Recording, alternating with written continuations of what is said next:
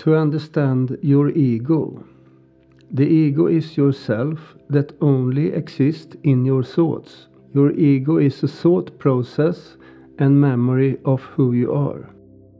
Let's talk a little about the talking voice in your head that constantly evaluates, judge, plan, diminish you, diminish other, compares you to others, react to everything, comment on everything, and worries about everything.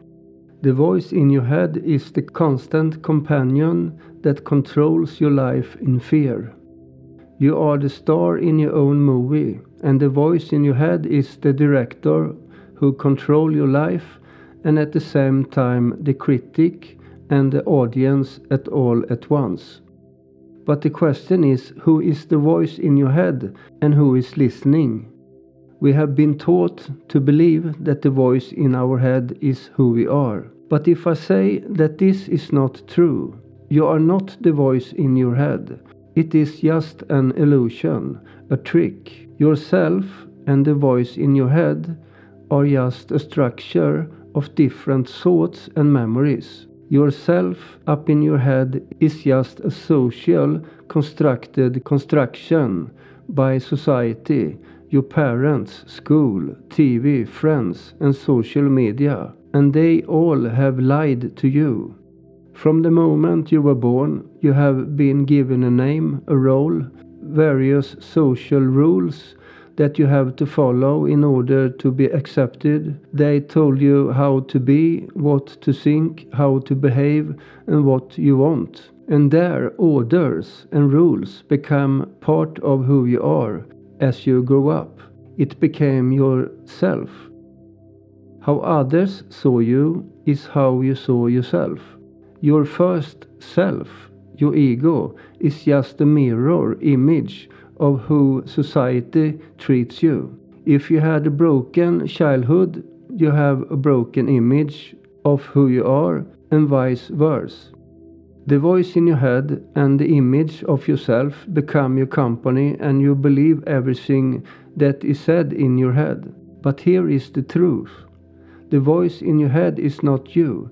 The voice is a program, a script, a recorded script that is playing in repeat in your head. And you, my friend, are not the voice in your head, not the recording or the script. You are the one hearing it. Think of it this way.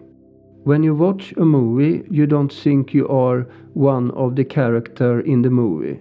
You know you are the viewer, the audience that watch the movie. In the same way, the voice in your head and the image that you have of who you are is like the character in the movie. You are not the voice in your head and the image of who you are.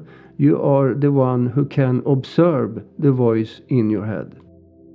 You are the silent observer and the witness to everything that happens in your head. Here comes the interesting thing. If you are not the voice in your head that complains, value, judge, or jealous, compare yourself to others, react, worries, then who are you? What is left without all the thoughts, concepts, theories, philosophies, belief system, and little stories from the mind? Who are you behind all this? Behind all your thoughts, you find pure awareness, pure presence behind all that mental garbage. The voice in your head is not who you are, it is just a construction of different thoughts and memories that bounce against each other like ping-pong balls. Everything that you have learned and how others see you and your entire life thinking has laid on a layer over you and hypnotized you from experience who you really are as a person beyond your thoughts. The voice in your head criticize who you are, criticize others. The voice in your head is constantly afraid of not being good enough. The voice in your head is constantly thinking what others will think about you. And you are constantly worried about the future that you not control, and that gives you your anxiety. So the voice in your head is not your authentic self. The ego, your self-image, is just your learning self.